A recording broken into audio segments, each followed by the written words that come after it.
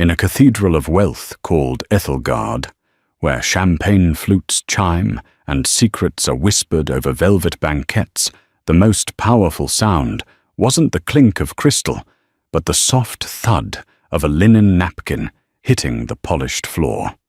Billionaire Julian Thorne, a man who treated people like assets to be liquidated, stared down at his waitress Ella Vance. Her face was a perfect mask of professionalism, but her eyes held the quiet desperation of a daughter drowning in her father's medical bills. His command was simple, delivered with the casual cruelty of a king to a peasant. Pick it up. In that moment, under the silent judgment of the city's elite, he wasn't just asking her to retrieve a napkin. He was demanding she surrender her dignity. He believed he was putting her in her place, a servant meant to be forgotten. He made a fatal miscalculation. He never considered that the woman kneeling before him was about to own the very ground he stood on. The air in Ethelgard, a temple of haute cuisine nestled in the heart of Manhattan, was thick with the scent of money. It smelled of truffles, aged Bordeaux, and the delicate, expensive perfumes of women who had never known a day of hardship. For the patrons, it was an escape. For the staff, it was a battlefield of quiet, starched linen precision. And for Ella Vance, it was a cage. A beautifully gilded one, but a cage nonetheless. Each night Ella moved through the maze of tables with a practiced grace that belied the ache in her feet and the heavier ache in her heart. Her uniform, a simple but elegant black dress, was immaculate. Her hair was pulled back into a severe but neat bun. Her smile was a mask of serene professionalism, a shield against the casual condescension and fleeting whims of the city's elite. Just 2 years ago, Ella had been on the other side of the hospitality world. She'd graduated top of her class from Cornell's prestigious School of Hotel Administration, her future a glittering horizon of management positions and 5-star opportunities. She had a plan, a trajectory. Then her father's diagnosis came, a rare aggressive form of cancer that devoured his health and their family's savings with equal ferocity. Her promising career was shelved indefinitely. The interviews were cancelled. The dream was put on hold, replaced by the grim reality of medical bills and the desperate need for a steady paycheck, any paycheck. So she found herself at Ethelgard, a place she once studied as a case study in excellence. Now her place of employment, her daily bread, and her daily humiliation. Tonight was particularly tense. Table 7 was occupied by Julian Thorne. Thorne wasn't just wealthy. He was a titan of the tech industry, the founder of Kronos Corp, a man whose net worth fluctuated with the market, but always remained in the realm of the astronomical. He carried his power not with quiet confidence, but as a weapon. He was in his late 40s with silvering hair cut with razor-sharp precision and eyes the color of a winter sky, cold, clear, and utterly dismissive. He was with a younger woman, a model whose laughter seemed as manufactured as the diamonds sparkling at her throat. From the moment he sat down, Thorne had been a storm of quiet demands. The water, he'd said, not looking at Ella, but at the crystal glass, as if it had personally offended him. "Is this from a tap I specifically requested, San Pellegrino?" Chilled, not cold, Ella had already brought the requested water. "My apologies, sir. This is the San Pellegrino. Perhaps I can bring you a fresh bottle," she'd offered, her voice even. He waved a dismissive hand. "Fine. Just be more attentive." The appetizers came and went. He sent back the seared foie gras, claiming the fig compote was a degree too sweet a criticism, so esoteric it was clearly designed to assert dominance, rather than offer genuine feedback. The sommelier, a man with decades of experience, was grilled on the vintage of a Chateau Margaux, as if he were a lying schoolboy. Thorne enjoyed making people squirm.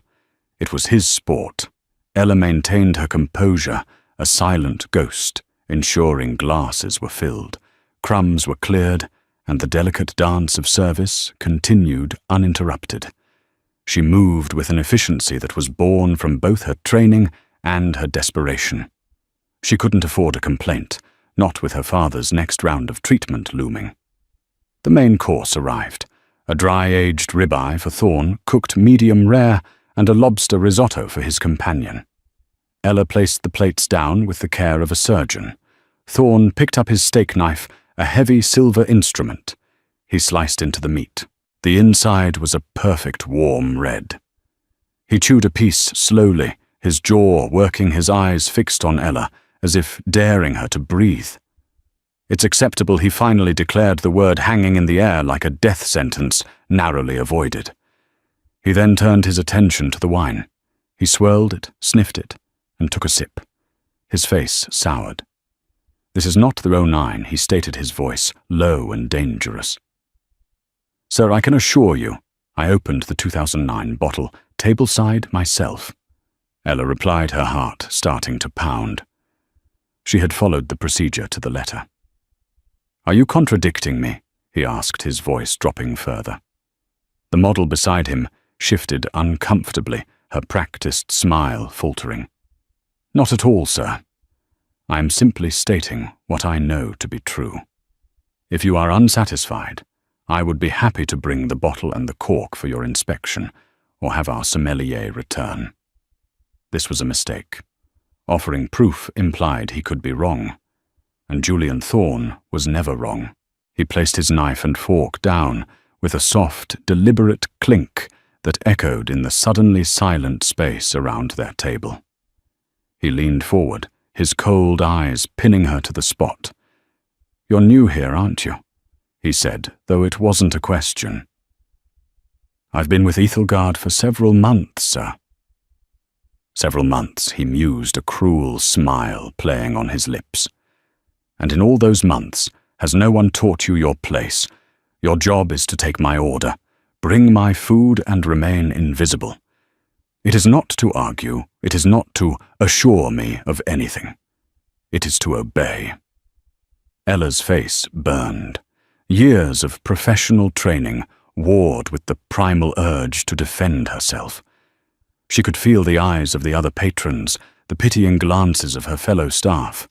Her manager, a perpetually stressed man named Gerald, was hovering near the kitchen door, his face pale. She swallowed the words catching in her throat. "My only intention was to provide the best service, sir."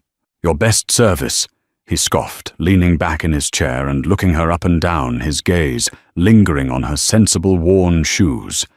It was a look of utter contempt, as if he were examining an insect. "Your best is mediocre. You have the air of someone who doesn't belong here. Someone playing dress-up." He picked up his napkin, dabbed his lips, and then let it fall to the floor. "Pick that up," he commanded softly. Time seemed to slow down. It was a blatant, calculated act of humiliation. Every fiber of her being screamed in protest.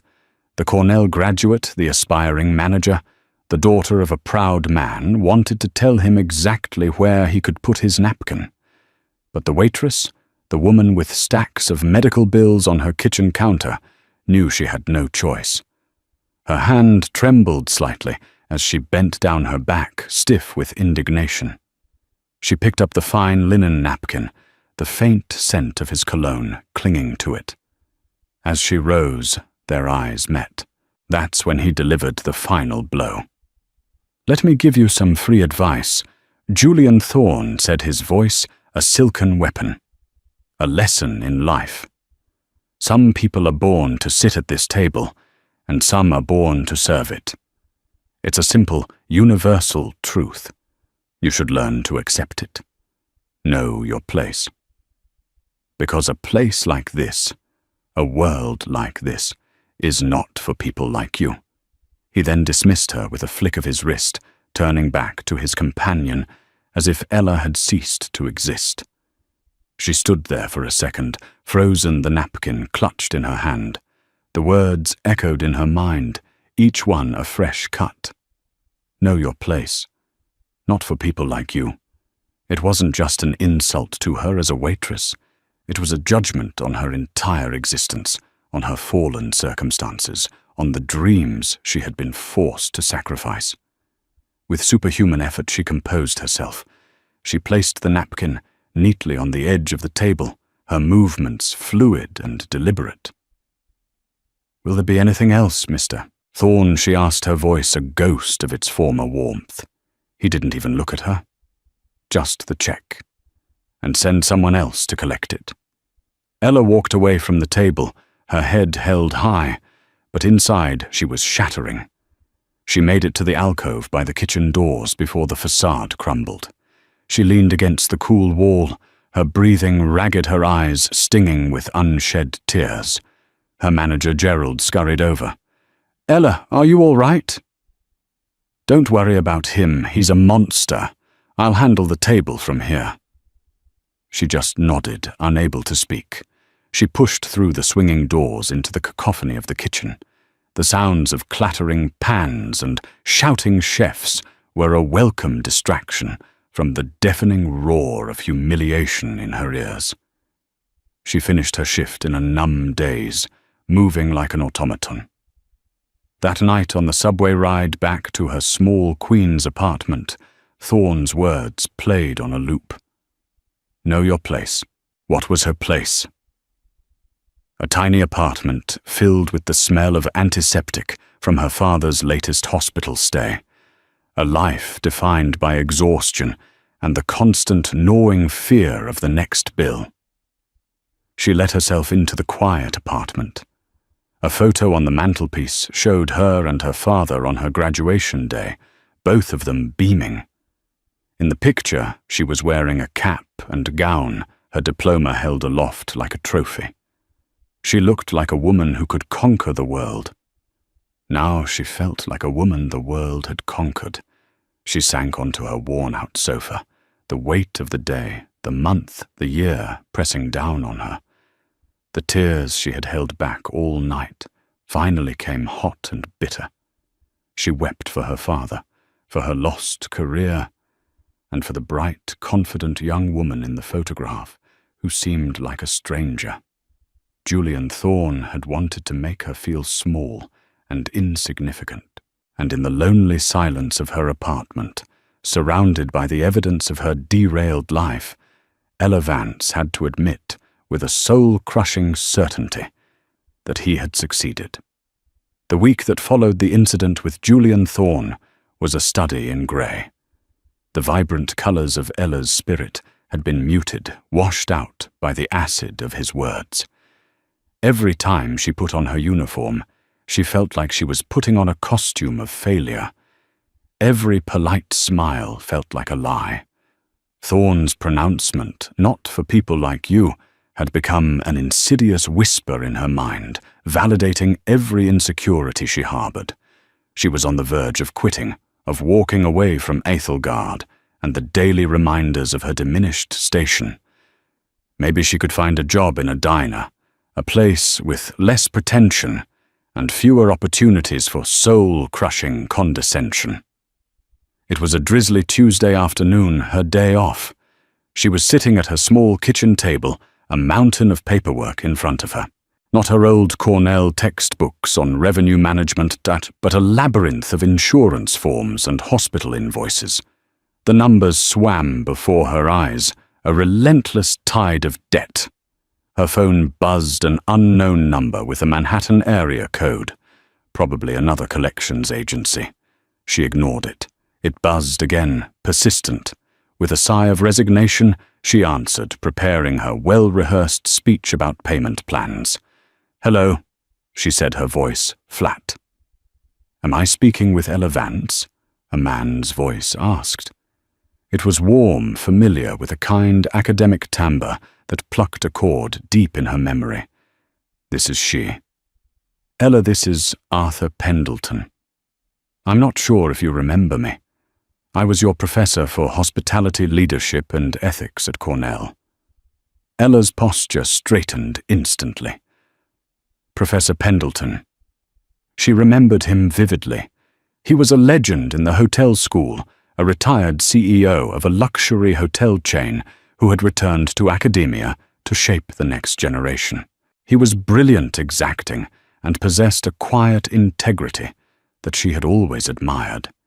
He had been her thesis advisor, the one who had written her most glowing letter of recommendation. Professor Pendleton. Of course I remember you. It's an honor to hear from you, sir. The honor is all mine, Ella. I always knew you were one of my brightest students, which is why I was surprised and frankly a little concerned when you fell off the map a couple of years ago. I trust you and your family are well. The question was so genuine, so kind, that it almost broke her. We've had some challenges, sir. She admitted, her voice thick with emotion. My father has been ill. I am truly sorry to hear that, he said, and she could tell he meant it. Your father must be very proud of the resilience you're showing. It takes a unique kind of strength to face adversity with grace. Ella was taken aback. How would you know that, sir? Because, Ella, I've been watching you, he said, and the conversation took a sudden, unexpected turn. I recently came out of retirement, so to speak. I led an investment group that has just acquired the Ethelgard restaurant. Ella's breath hitched. Ethelgard Professor Pendleton owned Ethelgard. Her mind raced, replaying every interaction. She'd had every moment of service, with a horrifying new clarity. Had he seen her being humiliated by Julian Thorne? As if reading her mind, he continued, I've been dining there incognito for the past few weeks, observing the operations before we finalize the transition. I've observed the staff, the management, the clientele. I was there last Tuesday night. The bottom dropped out of Ella's stomach. He had seen it all, the condescension, the demand, the napkin on the floor, the soul-crushing defeat in her eyes. The shame washed over her anew. Sir, she began, not knowing what to say. Ella, he interrupted gently. What I saw that night was not a waitress being put in her place. I saw a consummate professional holding her own against a bully of the highest order. I saw you handle an impossible situation with a level of dignity and control that most seasoned managers would envy. What Julian Thorne saw as weakness, I saw as immense strength. She was speechless. She had felt so small, so powerless, yet her mentor had seen something entirely different. The reason I'm calling Ella is not to reminisce. Ethelgard is a magnificent restaurant with a fatal flaw. Its culture is broken. It caters to the whims of men like Thorne, and in doing so, it grinds down the very people who create the magic. The current manager, Gerald, is a good man, but he's terrified. He manages from a place of fear. That is going to change. I'm making a change in leadership. A drastic one. He paused, letting the weight of his words settle. I'm looking for a new general manager, someone with the formal training to understand the business, the grit to handle the pressure, and the empathy to heal the staff. Someone who understands what it's like on the floor, who knows what the staff endures, and who will have their back. Someone who embodies the very principles of leadership and ethics we discussed in my classroom. Ella's heart was hammering against her ribs. She couldn't possibly be thinking. Ella Arthur Pendleton, said his voice, firm and clear. I want you to be the new general manager of Ethelgard. The world tilted on its axis. The kitchen around her, with its stacks of bills and chipped countertops, seemed to fade away. General manager. Her the waitress who just last week was told she didn't belong. It was ludicrous. It was impossible. Professor, I don't know what to say, she stammered. I'm a waitress. I haven't been in a management role since my internship." "Nonsense," he said sharply. "You've been managing every single night. You've managed egos, expectations, logistics, and crises, all while balancing 6 plates on your arm. The title is a formality. I've seen your resume, I remember your thesis on employee-centric service models. I know what you're capable of. The question is, do you—" The doubt, seeded by Thorn and watered by her circumstances, was a powerful weed. "But the staff, they know me as one of them. How can I possibly lead them, and people like Mr. Thorn? How can I face them? You will lead the staff, because you are one of them," Arthur countered. "You will earn their respect, not by decree, but by understanding. And as for Mr. Thorn, well, let's just say, I have a feeling he's in for a lesson on the true meaning of the words. Know your place. I will be there to support you every step of the way. I'm not just offering you a job, Ella. I'm offering you a chance to reclaim what was taken from you. To finish the story you started at Cornell. To build something better." He was offering her a lifeline, but it felt more like a thunderbolt. It was a chance to not only restore her own dignity, but to create a sanctuary of respect for everyone who worked within those walls. It was a chance to turn her greatest humiliation into her defining moment. The fear was still there, a cold knot in her stomach, but for the first time in 2 years, another feeling began to push through it, a fierce, burning flicker of hope. The image of Julian Thorne's smug, contemptuous face flashed in her mind, and then the memory of her father's proud smile on her graduation day. She knew which memory she wanted to define her future. She took a deep, shuddering breath, the air filling her lungs with a newfound resolve. "Yes," she said, her voice no longer trembling, but ringing with a conviction she hadn't felt in years. "Yes, Professor. I accept." A warm smile was evident in Arthur Pendleton's voice. "I knew you would. Welcome back to the game, Miss Vance. Now let's get to work. You have a restaurant to run." As she hung up the phone, Ella looked at the pile of bills on her table. They no longer looked like a mountain. They looked like fuel. The week that followed was a whirlwind transformation. Ella met daily with Arthur Pendleton in a discreet downtown office a world away from the clatter of Æthelgard's kitchen. He didn't just hand her the keys, he armed her for the throne. They pored over profit and loss statements, vendor contracts and staff files. Arthur, with his decades of wisdom, acted as her private tutor, refining the raw talent he'd first spotted in his lecture hall. "The numbers tell a story, Ella," he'd say, pointing to a spreadsheet. "See this high staff turnover in the last quarter. High breakage costs. This isn't a sign of bad employees. It's a sign of a high-stress, low-morale environment. People rush when they're scared. They quit when they're not valued." He listened intently as she laid out her initial ideas, not just for the menu or the wine list, but for the people.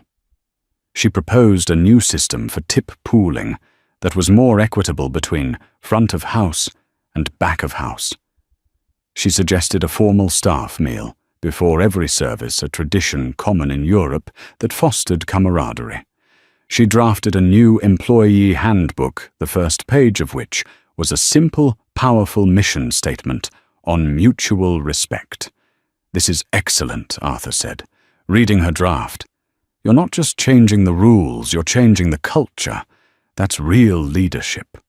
Her transformation was also physical. The first thing Arthur did was give her a generous advance on her salary. "Invest in yourself," he'd said. "Your appearance is not for the benefit of men like Thorn. It's a reflection of how you see yourself." Ella went shopping not with extravagance but with purpose. The sensible, worn-out waitress shoes were replaced with elegant, comfortable heels. She bought a collection of beautifully tailored business dresses and power suits in shades of charcoal navy and deep burgundy. When she looked in the mirror, she no longer saw the weary waitress. She saw Ms. Vance, the general manager, the woman she was always meant to be. The day of the reveal arrived. It was a Monday, the day Ethelgard was closed to the public. Arthur had called an all-staff mandatory meeting for 10 a.m. No one knew the reason, and the air in the main dining room was thick with nervous speculation. Was the new owner shutting them down? Were there going to be layoffs? Gerald, the outgoing manager, stood nervously by the entrance, wringing his hands. The staff waiters, hosts, bussers, sommelier, and the kitchen crew in their whites were gathered in a loose, anxious cluster among the tables. At precisely 10 a.m., the main doors opened. Arthur Pendleton walked in, projecting an aura of calm authority, and right beside him walked Ella. A wave of confusion rippled through the room. Whispers broke out. "Isn't that Ella? What is she doing with him? Did she get fired?" Ella's heart was pounding a frantic rhythm against her ribs, but her face was a mask of calm composure. She walked past her former colleagues, her head held high, and took her place beside Arthur at the front of the room. She made eye contact with a few of them: Maria, the hostess, who had always been kind to her; Javier, the busboy, who was working 2 jobs to support his family; and Marcus, the ambitious assistant manager, who had always treated her with a vague, competitive disdain. She saw shock, confusion, and in Marcus's eyes, a flicker of outright hostility. Arthur cleared his throat, and the room fell silent. "Good morning, everyone," he began, his voice filling the space. "Thank you for coming. As you know, my firm has recently acquired this fine establishment. I have spent the last few weeks observing, and I've seen a team of incredibly talented and hard-working individuals. But I've also seen a culture of fear and anxiety that is holding this restaurant back from its true potential. That ends today." He paused, letting his gaze sweep over the crowd. Effective immediately, Gerald will be stepping down from his role as general manager. We thank him for his years of service. He gestured to Gerald, who gave a weak, watery smile. "In his place, I am appointing someone who I believe has the vision, the strength, and the unique experience to lead Ethelgard into a new era. Someone who knows this restaurant from the ground up.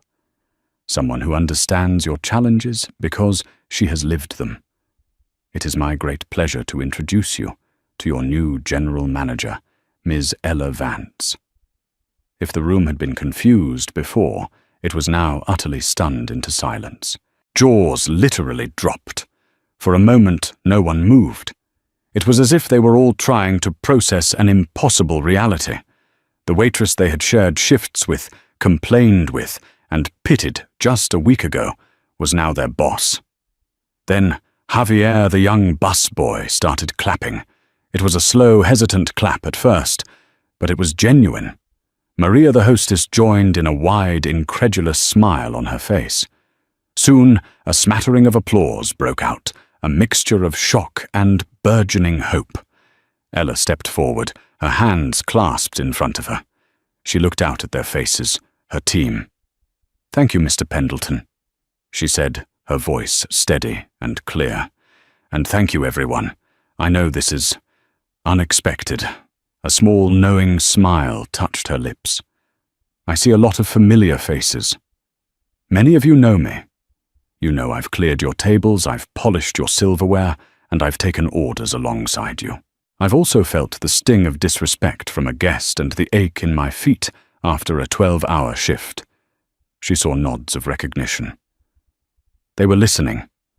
"My door will always be open," she continued. "My leadership will be built on 3 principles: respect, trust, and excellence. Respect for each other from the dishwasher to the sommelier. Trust that I will always have your back. And a shared commitment to an excellence that comes not from fear, but from pride in our work. We are going to make Ethelgard not just the best restaurant in New York for our patrons, but the best place to work for our staff."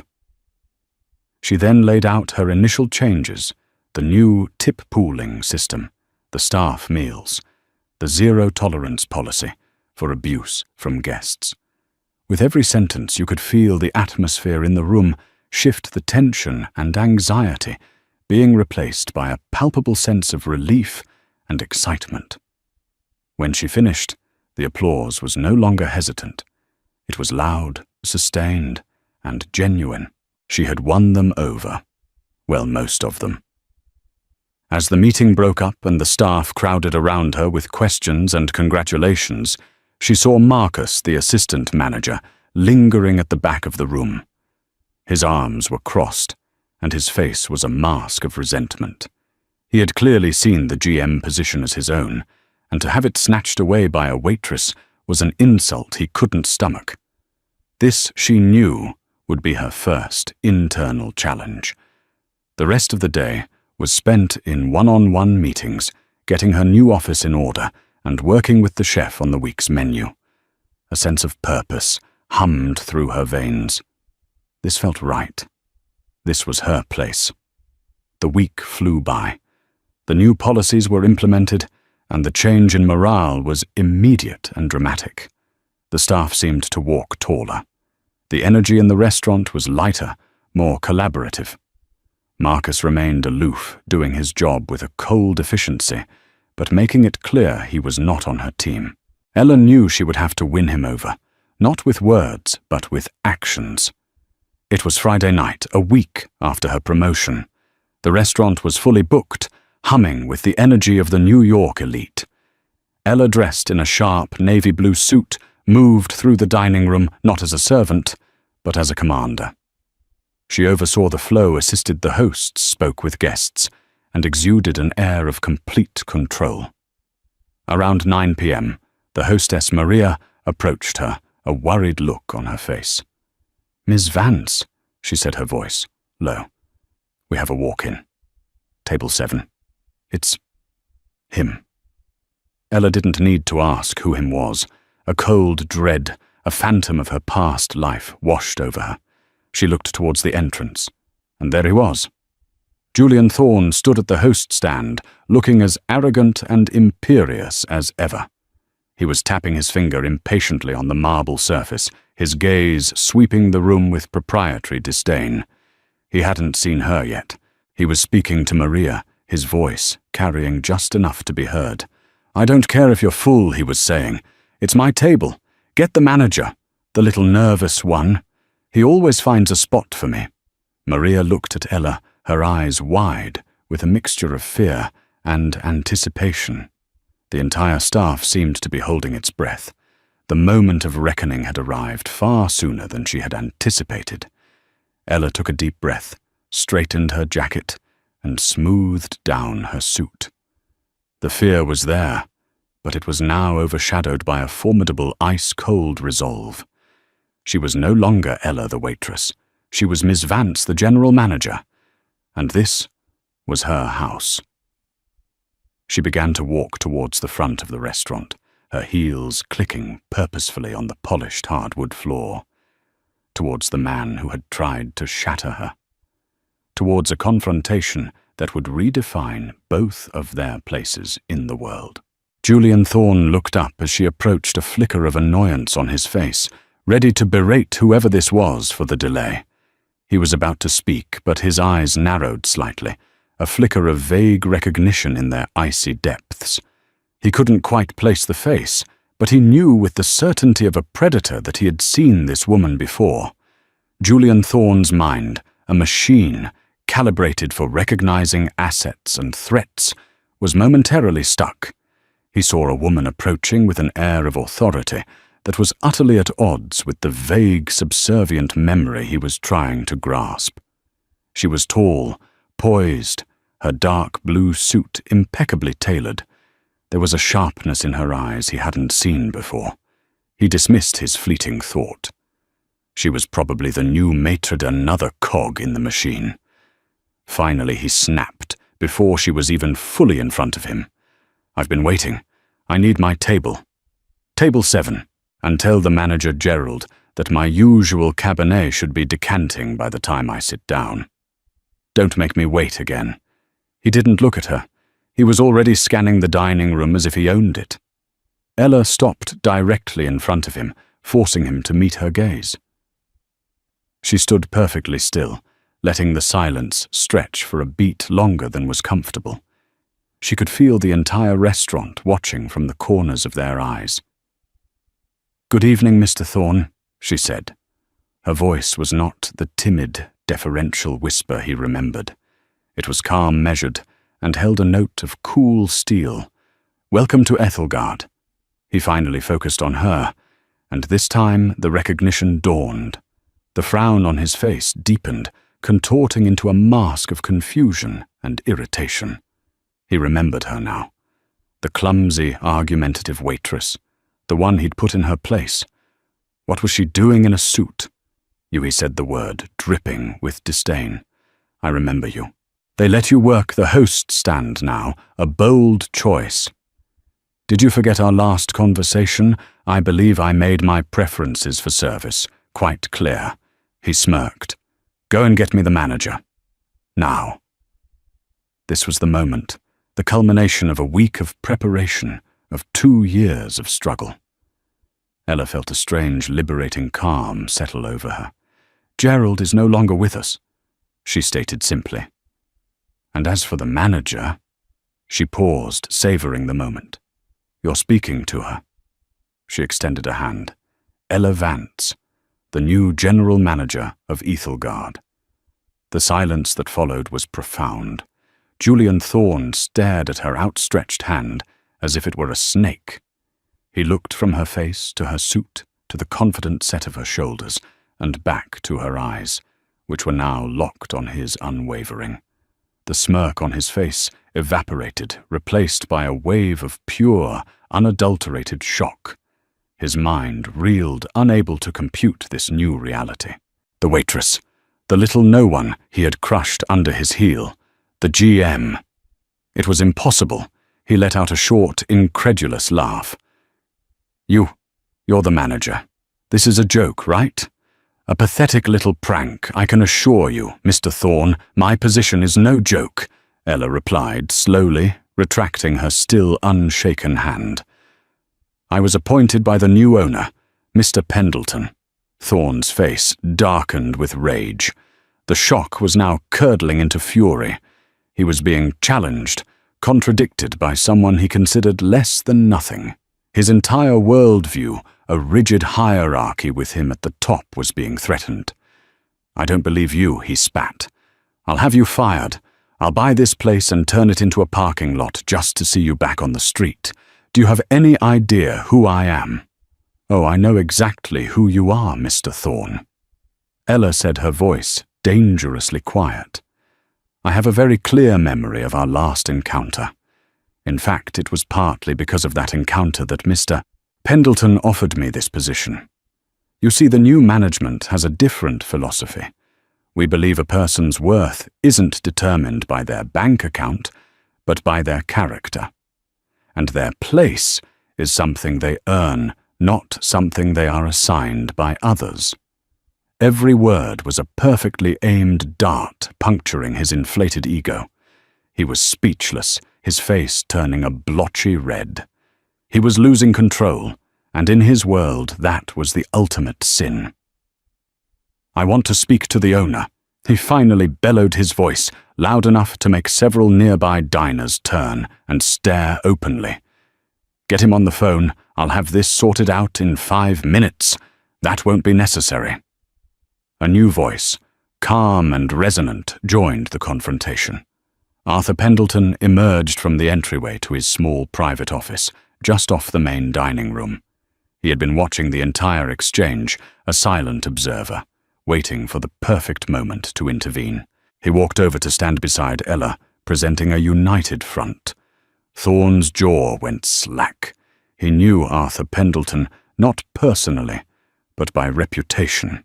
He was old money, a titan of a different era, a man whose influence was more subtle, but no less potent, than Thorne's own. Arthur Pendleton. Thorne stammered, his blustering rage deflating slightly into confusion. "What are you doing here?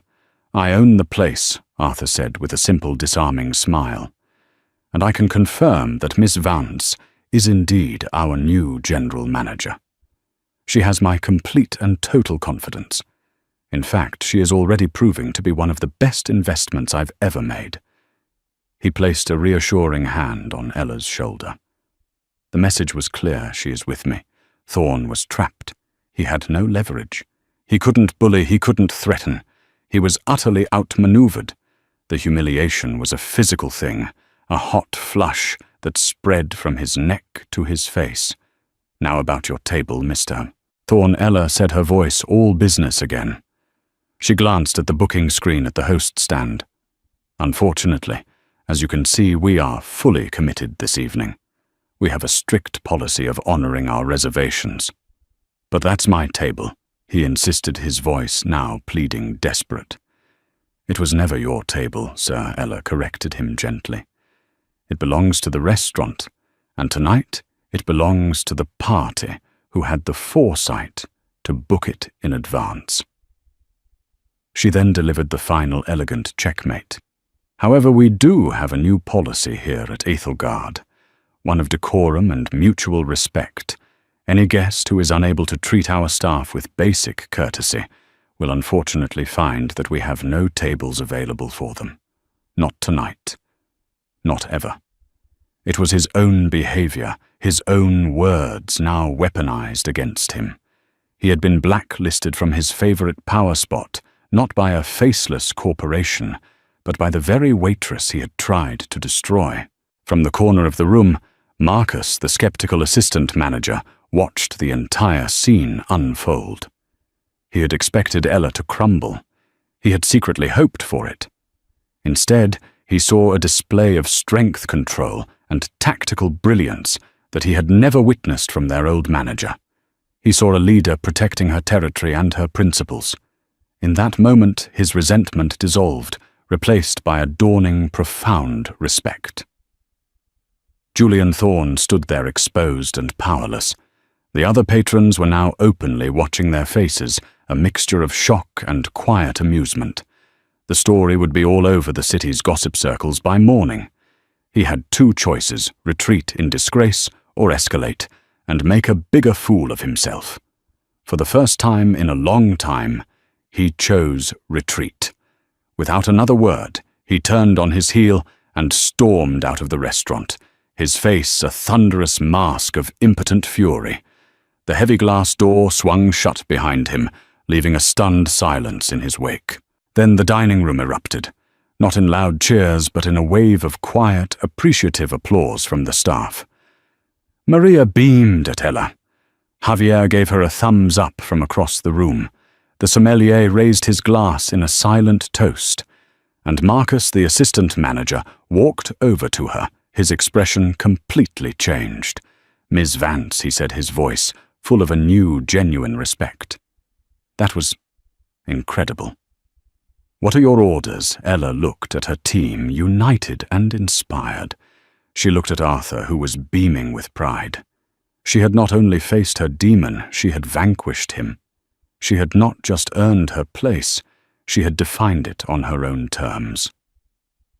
"Our orders, Marcus," she said with a confident smile, "are to give our guests the most wonderful evening of their lives." In the weeks and months that followed, Ethelgard wasn't just a restaurant. It became a testament to Ella's vision. The culture of fear was systematically dismantled and replaced with one of collaborative pride.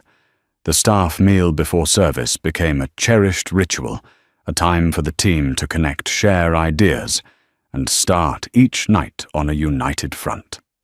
With Marcus now, her loyal and enthusiastic right hand, Ella implemented training programs promoted from within and ensured that every single employee from the sous chef to the porter felt seen and valued.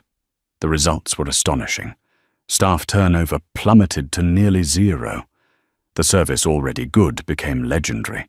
It had a new warmth, a genuine attentiveness that flowed from a happy, empowered team. Patrons noticed the change. The atmosphere was still exclusive, but it was no longer cold.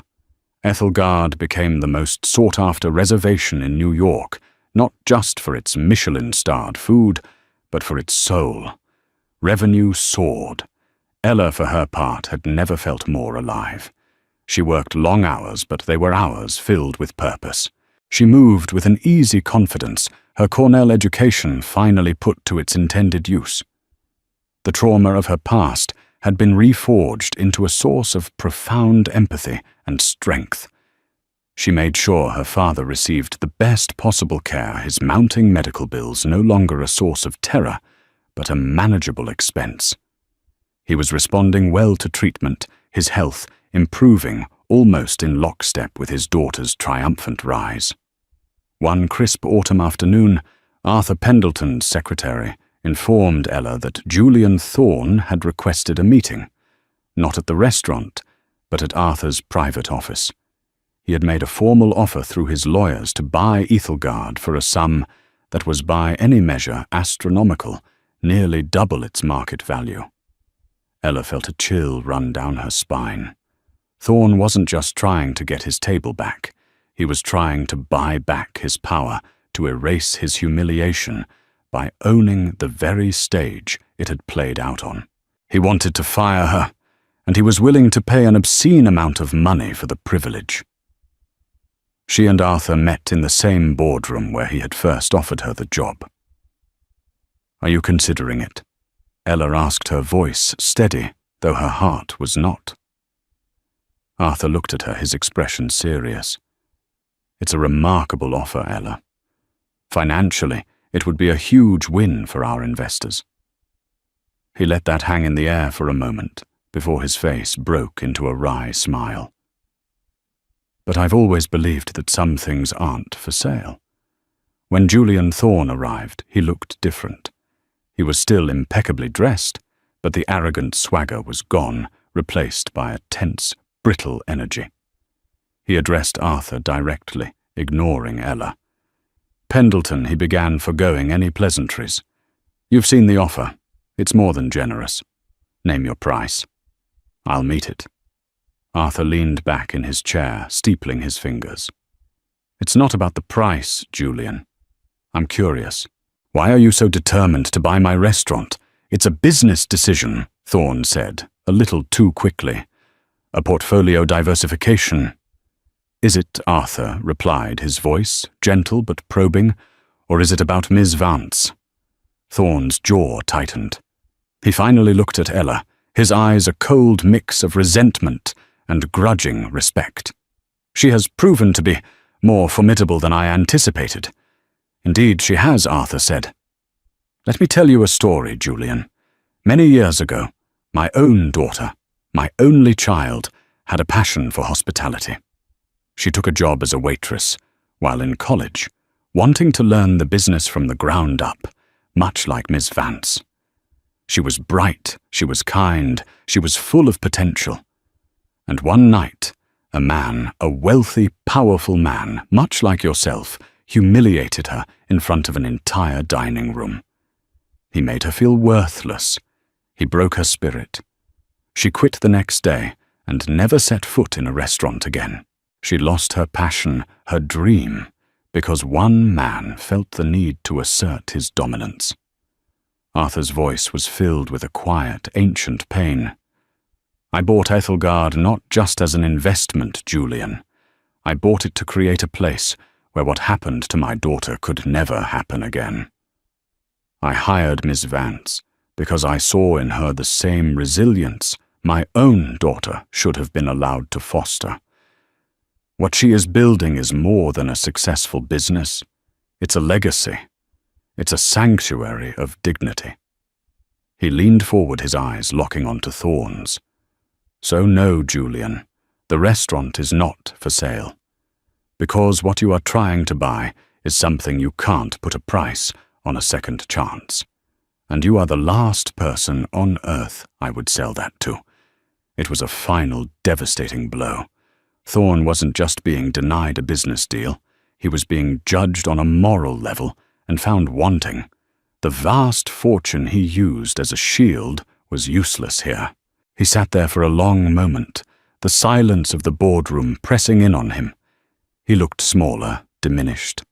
He finally stood, nodded curtly, and left without another word. The story ends not with Thorne's utter destruction, but with his quiet defeat. And it ends with Ella's quiet, powerful triumph. Months later, she stood in the bustling dining room of Ethelgard on a busy Saturday night. The room was filled with laughter and conversation. Her team moved with a seamless, happy efficiency. She caught her reflection in one of the large, gilded mirrors. She saw a woman who was strong, respected, and content. A woman who had found her true place, not a place given to her by birthright, or assigned to her by someone else's prejudice, but a place she had forged herself through resilience, integrity, and the unwavering belief in the dignity of all work. She had not just taken back her own future. She had built a better one for everyone around her. In the end, Julian Thorne's words came true, but not in the way he intended. Ella Vance did learn her place. She learned that her place was not on her knees picking up a napkin, but at the helm of a successful enterprise. Her place was not in the shadows of someone else's power, but in the light of her own hard-earned success. She learned that your true place in the world is never defined by the judgment of others, but by the strength of your own character and the courage to rewrite your own story. Thank you for watching this incredible story of resilience and redemption. So many of us have faced moments where we've been made to feel small. If Ella's journey inspired you, please let us know in the comments below. What was the most powerful moment for you? Don't forget to hit that like button. If you believe in the power of second chances, share this video with someone who needs a little inspiration, and subscribe to our channel for more real-life stories that will move and motivate you. Your support helps us keep telling stories that matter.